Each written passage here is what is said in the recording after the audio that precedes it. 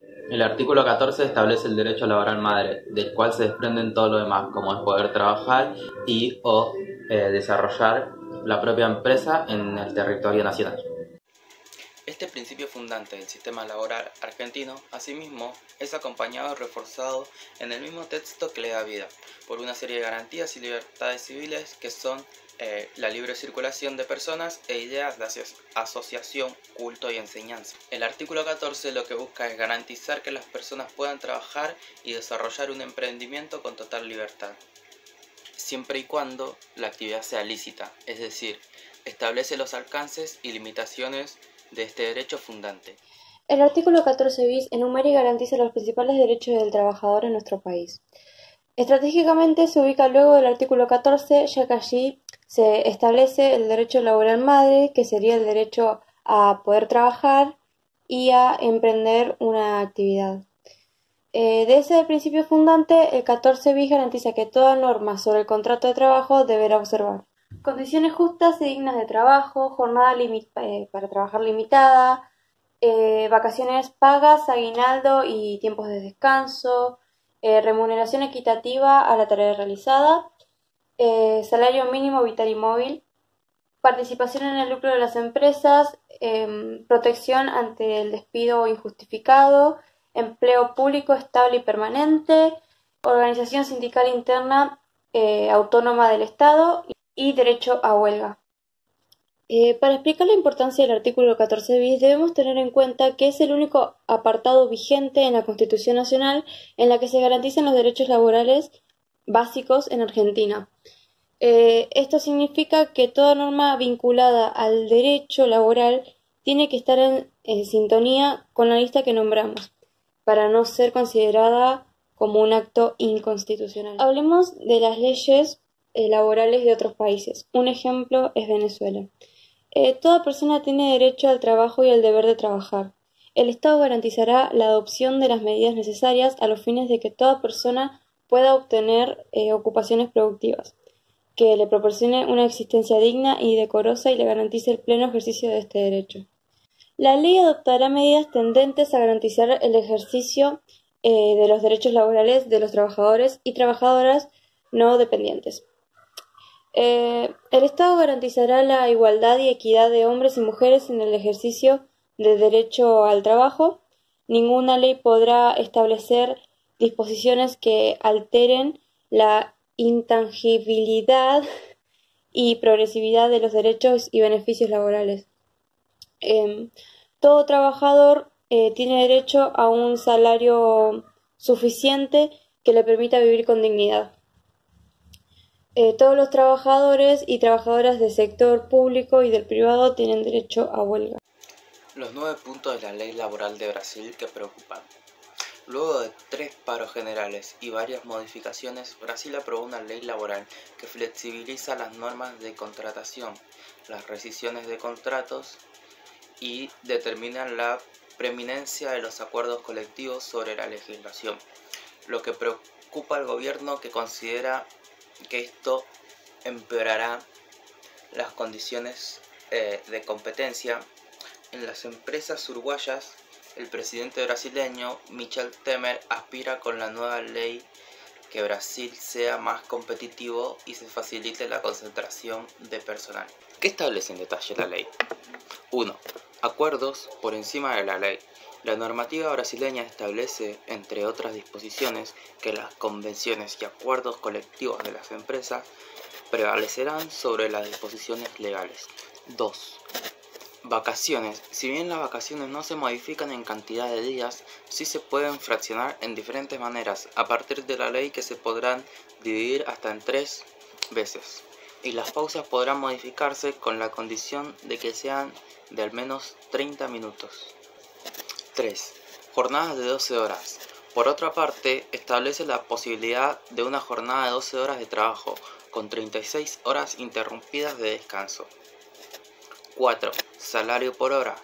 Pero es una de las medidas más polémicas, en que se permitirá pagar salarios sobre una base horaria o diaria, que ya no es mensual. El empleador convocará al empleado con un mínimo de 3 días de antelación y le informará cuál será la jornada de trabajo. Fuera de este periodo, el trabajador no estará a disposición de esa empresa. 5. Trabajo autónomo. Por otro lado, la ley crea la figura del trabajador autónomo exclusivo, que podrá prestar servicios a un único empleador, pero sin vínculo laboral permanente, y que la rescisión de contrato podrá ser por mutuo acuerdo entre empleador y empleado, ya sin necesidad de validación sindical. 6. Aporte sindical. También indica que dejará de ser obligatorio el aporte sindical, que hasta ahora equivalía a un día de salario al año. Pasará así a ser voluntario. 7. Mujeres embarazadas. Además, la ley comprende a trabajadoras embarazadas en trabajos insalubres en grado medio o mínimo. La mujer deberá presentar un certificado médico que proscriba su precedencia en 8. Trabajo desde la casa.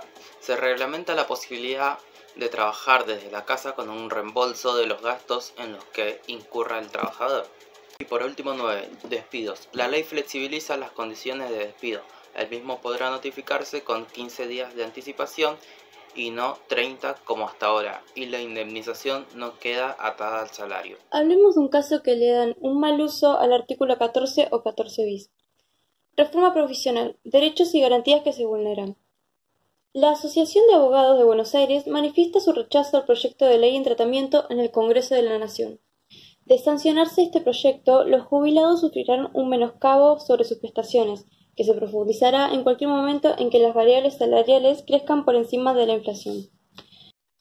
La comisión directiva hizo suyo el dictamen de la Comisión de Seguridad Social, que concluyó que la fórmula de movilidad que introduce el proyecto de ley en tratamiento en el Congreso de la Nación no respeta la garantía de movilidad jubilatoria establecida en el artículo 14 bis de la Constitución Nacional, supone una violación al principio de progresividad señalado por la Convención Americana sobre Derechos Humanos y receptada con jerarquía constitucional en el artículo 75, Inc. 22 de nuestra Carta Magna.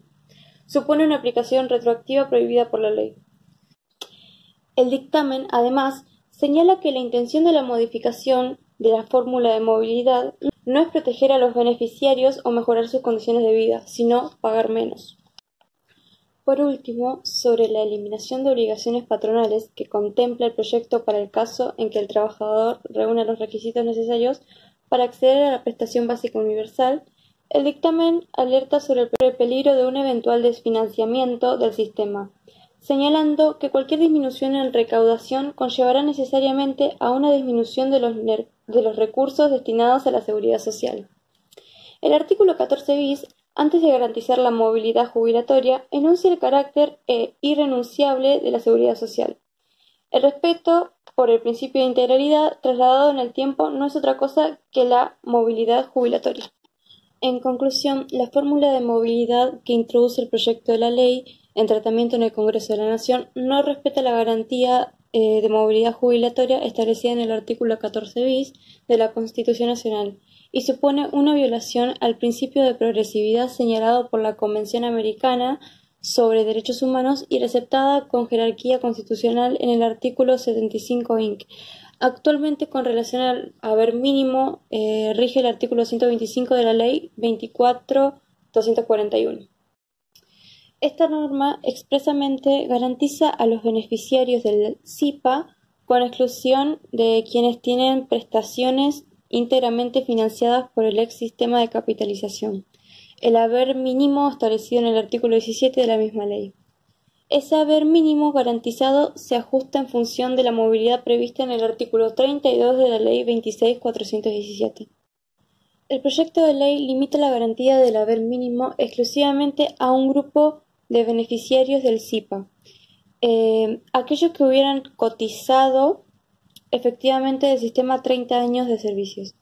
El proyecto de ley analizado determina que cuando el trabajador reúna los requisitos necesarios para acceder a la prestación básica universal, el empleador deberá ingresar los aportes del trabajador y con respecto a las contribuciones patronales, únicamente aquellas con destino al régimen nacional de obras sociales de la ley número 23.660 y sus modificaciones y las cuotas del régimen de riesgos del trabajo de la ley número 24.557 y sus modificaciones.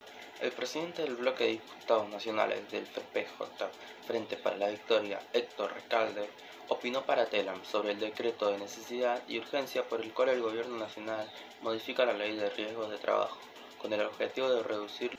El presidente de la Nación ha decidido nuevamente empezar el año avanzando, recortando los derechos de los trabajadores a través del decreto de necesidad y urgencia, que modificó el actual sistema de riesgo del trabajo. Para esto, el Poder Ejecutivo podía convocar a sesiones extraordinarias si es que existía la urgencia en la que el presidente justifica la utilización del DNU. Sin embargo, anticipándose a que en diputados tanto los representantes gremiales de ambas centrales como los diputados de distintas fuerzas políticas iban a oponerse a resignar derechos adquiridos de los trabajadores, el presidente decidió tomar un atajo preñado de inconstitucionalidad. El DNU 54/2017 viola la garantía de protección del artículo 14 bis, el artículo 18 y el artículo 75 de la Constitución Nacional. Choca con lo establecido en el artículo 99, que limita la utilización de la figura del DNU a supuestos de excepción, que como mencionamos no se encuentran reunidos. Viola lo establecido en la Convención Americana de Derechos Humanos en los artículos 25 y 26. Por último, intenta evadir jurisdicciones provinciales porque tiene como objetivo modificar códigos de procedimientos locales con una ley nacional. Al mismo tiempo, el decreto viola el derecho de acceso a la justicia, al plantear la obligación de pasar por un organismo administrativo integrado por médicos no letrados, que tienen que resolver cuestiones de derecho, es decir, que el trabajador queda a la merced de los dichos que están discutiendo, en la inmensa mayoría de las veces en situaciones o cuestiones. Si actualmente el sistema no cumplía de forma eficiente con la atención de los trabajadores que sufrían un accidente o una enfermedad derivada de su actividad, este DNU solo agrava y profundiza las actuales fallas del sistema, en vez de poner atención en la prevención y en el cuidado de la salud de los trabajadores. En concordancia con el espíritu original de todo el subsistema de seguridad social, mediante la instrumentación de medidas destinadas a la prevención de la siniestralidad laboral y eventualmente a una adecuada preparación del trabajador damnificado. Esta modificación pone el foco para evitar y reducir el posible reclamo judicial de los trabajadores, atento a responder de forma directa a los intereses de las aseguradoras de riesgo de trabajo.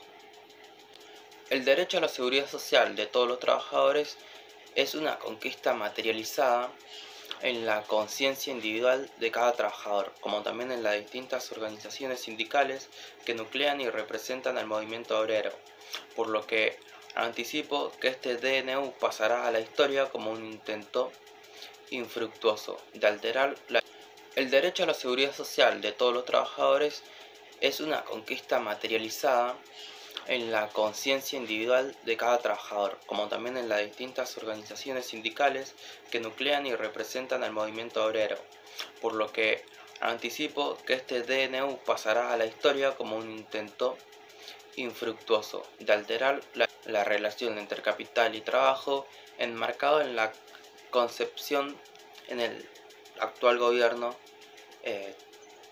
que tienen los trabajadores y de sus derechos como costos laborales y no como partes del pueblo para el cual debe gobernar. El artículo 14 establece el derecho laboral madre. Ay, pero No te rías. ¡Esto fue me echó la cabeza! Te reíste. Pues iba a seguir grabando. Para explicar la importancia... Así están las cosas, país. Un placer.